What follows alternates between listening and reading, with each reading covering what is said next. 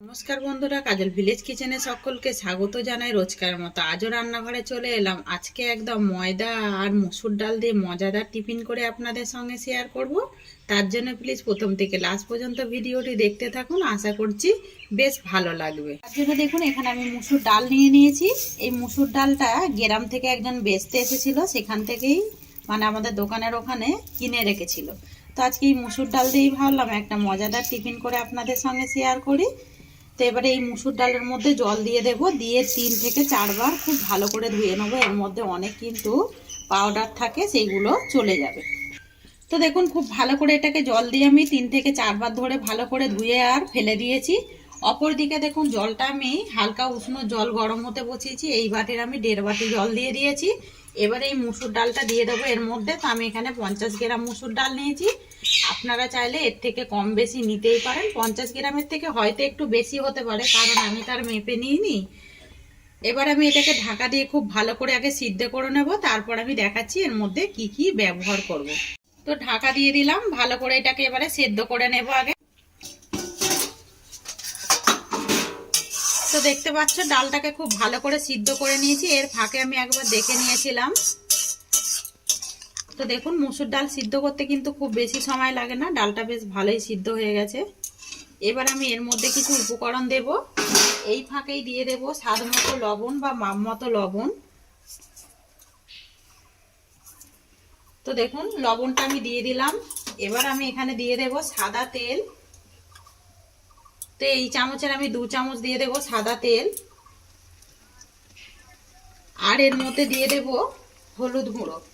তো দেখুন এখানে আমি হলুদ গুঁড়ো নিয়েছি, হলুদ গুঁড়োটাও দিয়ে দিলাম। এবারে সমস্ত উপকরণগুলোকে একসঙ্গে মিশিয়ে নেব। তো এখনো অবধি কিছু উপকরণ দেব এর মধ্যে, যাতে করে মুচমুচেও হয়, খেতে কিন্তু দারুণ হয়।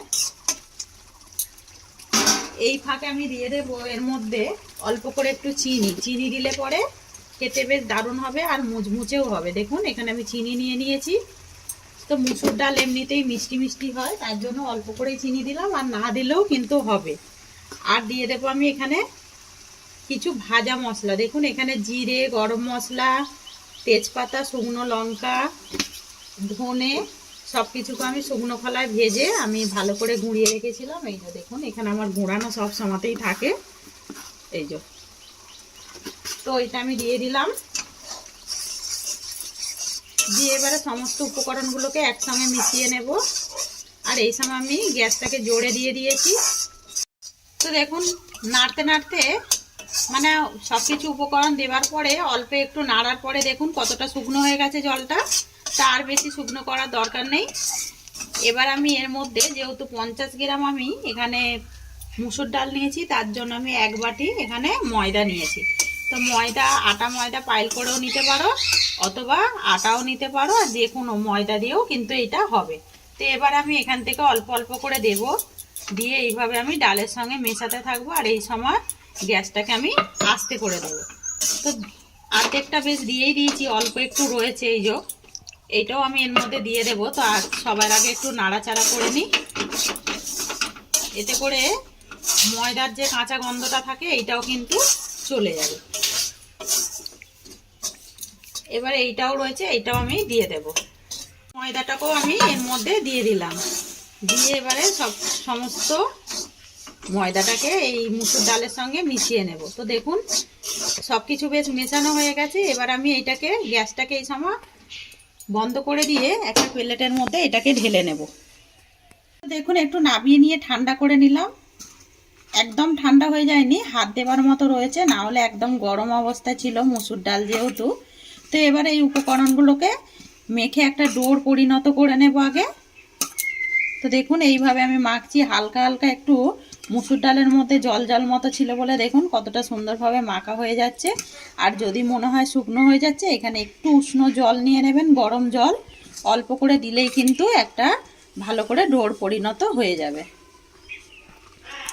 দেখুন এটাকে খুব ভালো করে মাখিয়ে নিলাম, যেরকম ঠিক আটা ময়দা মাখে সেইভাবেই মাখিয়ে নিয়েছি। তো মাখাটা দেখুন এরকমই নরম হয়েছে, আর কতটা দেখুন সুন্দর হয়েছে।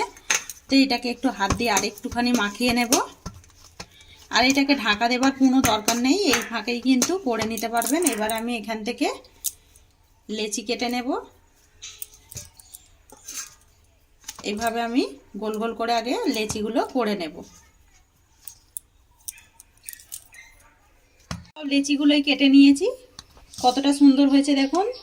আর এখানে কিন্তু 7টা রুটির মতো হয়ে গেছে লেচি কাটা। তো এবার এটাকে সাইডে রেখে দেবো, আর ঢাকা চাপা দেবার কোনো দরকার নেই। অপর দিকে দেখুন আমি তাওয়া গরম হতে বসিয়ে দিয়েছি। এবার এখানে একটু ময়দা ছিটিয়ে দেব, দিয়ে এখান থেকে একটা লেচি নিয়ে নেব। এইভাবে হাত দিয়ে আগে প্রেস করে তারপরে এটাকে আমি বেলে নেব। তো দেখুন বেলাটা ঠিক কিরকম হচ্ছে।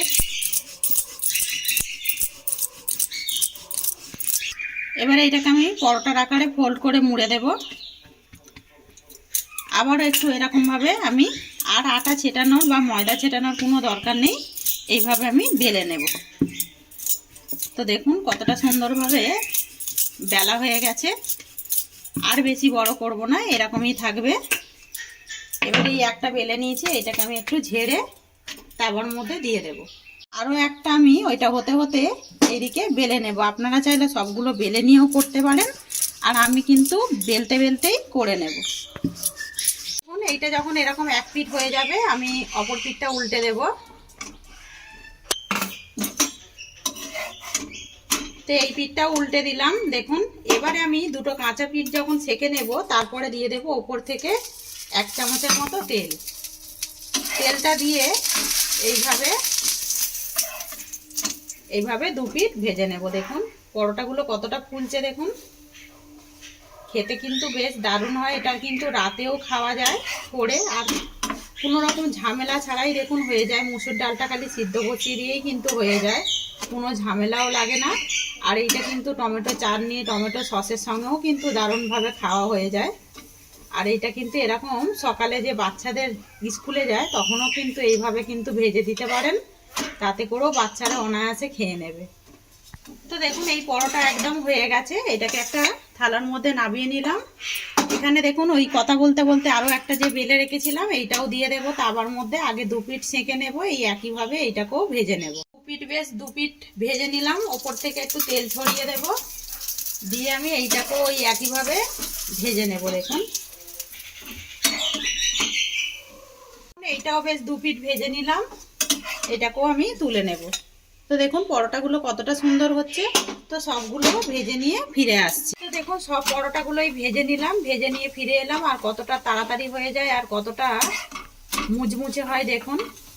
আর বেশ কিন্তু পরোটাগুলো নরম হয়, খেতে দারুণ লাগে। একবার এইভাবে ট্রাই করে খেয়ে কমেন্ট করে জানাবেন যে কিরকম লাগলো। এবার একটা প্লেটের মধ্যে আমি তুলে নেব। তো দেখুন সকালে টিফিন একদম রেডি করে নিলাম, আর কতটা নরম হয় দেখুন, দারুণভাবে কিন্তু নরম হয় একদম। দেখুন কত বড় বড় লেচিগুলো একেবারে নরম হয়ে গেছে, খেতে কিন্তু বেশ দারুণ হয়। দেখুন কতটা সুন্দর, এই দেখুন ভেতরটা। তো রেসিপিটি যদি ভালো লেগে থাকে লাইক শেয়ার কমেন্ট করবেন, বন্ধুদের সঙ্গে শেয়ার করবেন, আর এই ছোট্ট চ্যানেলটিকে সাবস্ক্রাইব করে নেবেন। আমার এরকম নিত্য নতুন রান্নার জন্য পাশে থাকা বেল আইকনটি প্রেস করবেন। সবাই ভালো থাকবেন, সুস্থ থাকবেন, ধন্যবাদ। আবারও নতুন ভিডিও নিয়ে ফিরে আসবো।